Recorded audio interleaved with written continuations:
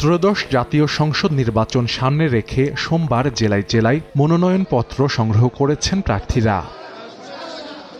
BNP chairperson Begum Khaleda জিয়ার পক্ষে বগুড়া ৭ আসন থেকে মনোনয়নপত্র সংগ্রহ করেন চেয়ারপারসনের উপদেষ্টা হেলালুজ্জামান তালুকদার লালু। এ সময় দলীয় নেতাকর্মীরা উপস্থিত ছিলেন।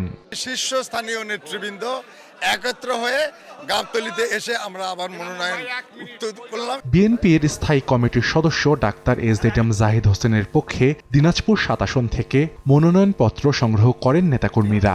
আমাদের দিনাজপুর ৬ আসনের বিএনপি সহ সর্বস্তরের জনগণ অত্যন্ত আনন্দিত এবং খুব খুশি। সকল ভোটারের কাছে ভোটের জন্য দোয়া চেয়ে এবং ডাক্তার জাহিদ হোসেনের জন্য দোয়া চেয়ে, দেশনেত্রী বেগম খালেদা জিয়া অসুস্থ, ওনার জন্য দোয়া চেয়ে। চাঁপাইনবাবগঞ্জ ১ আসন থেকে বিএনপি চেয়ারপারসনের উপদেষ্টা শাহজাহান মিয়ার মনোনয়নপত্র সংগ্রহ করেন সমর্থকরা।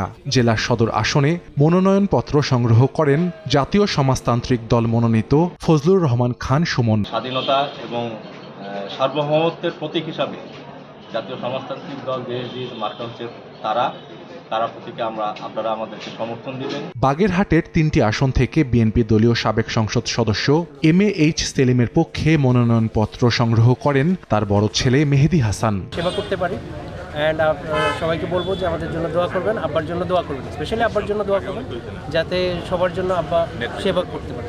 রাজশাহীর 2টি ও ঝালকাঠির 1টি আসন থেকে মনোনয়নপত্র সংগ্রহ করেছেন বিএনপির প্রার্থীরা। রাজশাহী গোদাগাড়ি তানোরে ইনশাল্লাহ বিপুল ভোটে মেজর জেনারেল অবসরপ্রাপ্ত শরীফউদ্দিন জয়যুক্ত হবে।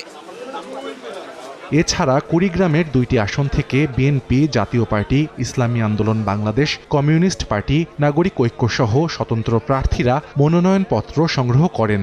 পটুয়াখালীর বিভিন্ন আসনে মনোনয়নপত্র সংগ্রহ করেন বিএনপি ও ইসলামী আন্দোলন বাংলাদেশের প্রার্থীরা। সাহাল আব্দুল্লাহ আলভি, সময় সংবাদ।